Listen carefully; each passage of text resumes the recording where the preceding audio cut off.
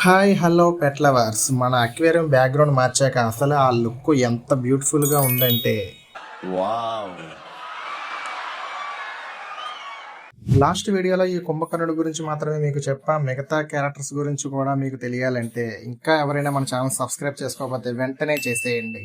ముందుగా కోయి ఫిషెస్. వీళ్ళు మన అక్వేరియం కొన్నప్పటి నుంచి ఉన్నారు భయ్య. మొదట్లో అందరికంటే ఎక్కువ ఫుడ్ వీళ్ళ తినేవారు. ఇక మన కుంభ ఎంట్రీ ఇచ్చాక సైలెంట్ అయిపోయారు. కానీ వీళ్ళిద్దరూ బెస్ట్ ఫ్రెండ్స్ లాగా అలా అలా కలిసే తిరుగుతూ ఉంటారు.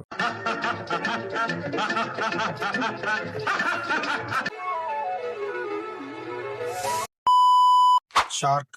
వీడు కూడా మన ఫాండ్ లో ఫస్ట్ నుంచి ఉన్నాడు భయ్య. బాగా ఇంట్రోవర్ట్ అనమాట. పైకి వచ్చి ఫుడ్ తినడానికి కూడా మొహమాటం. అసలు ఉన్నాడా లేదా అన్నట్టుగా ఉంటాడు. ఆయన నాకు ఎవడు అక్కర్లేదు. బొక్క పుట్టేటప్పుడు ఉన్నాడా, పోయేటప్పుడు ఉంటాడా, నాకేది అవసరం లేదు. నేనే సింగిల్ గా వెళ్తాను. Rainbow sharks. వీళ్ళిద్దరూ మన పాండ్ లోకి రీసెంట్ గా వచ్చారు భయ్య. వీళ్ళని చూస్తే కొంచెం వంకర్ నా కొడుకుల్లా ఉన్నారు. ఇలా మన ప్లెకో ఫిష్ ని పొడుస్తూ ఉంటారు.